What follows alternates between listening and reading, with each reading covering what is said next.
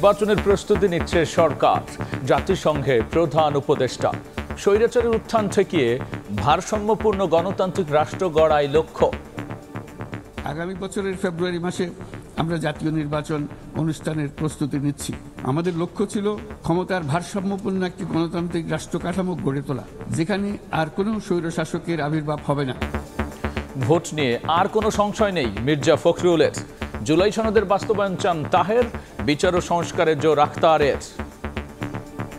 আমাদের কোন রকমের সংশয় নেই, উই আর কনভিন্স 26 ফেব্রুয়ারিতে নির্বাচন হবে। জুলাই চার্টার যদি বাস্তবায়ন না হয় তাহলে একমত হওয়ার তো আর এখানে কোনো বেনিফিট নেই। তার আগে সংস্কারের যে কার্যক্রমগুলো আছে, বিচারকে দৃশ্যমান করার যে উদ্যোগগুলো সরকার গ্রহণ করার কথা, সেগুলোকে পরিপূর্ণভাবে সমাপ্ত করা হয়। দেখছিলেন প্রধান শিরোনাম।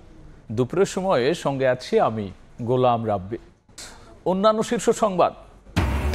ভোট ব্যবস্থা ভেঙে পড়ায় এবারের নির্বাচন বেশি চ্যালেঞ্জিং। সারা দেশের কর্মকর্তাদের নিয়ে সম্মেলনে ইসি সানাউল্লাহ। ভোটের নামে প্রহসন বন্ধে নিরপেক্ষ থাকার নির্দেশ।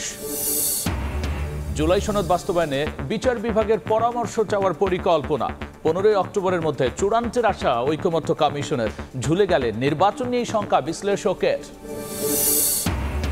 নাক্ষংছড়ি সীমান্তে ভয়ঙ্কর ফাঁদ। চোরাচালানে জড়িয়ে আরাকান আর্মির বিছানো মাইন বিস্ফোরণে অঙ্গ হারাচ্ছেন হতদরিদ্ররা। মূল হোতাদের ধরার চেষ্টায় বিজিবি।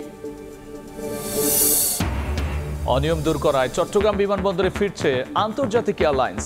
26 অক্টোবর থেকে উড়বে ফ্লাই দুবাই। আসতে পারে নর্দার্ন চায়নাও।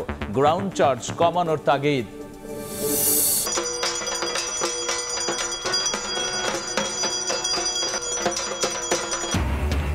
কাল মহাষষ্ঠী দিয়ে শুরু শারদীয় দুর্গোৎসব।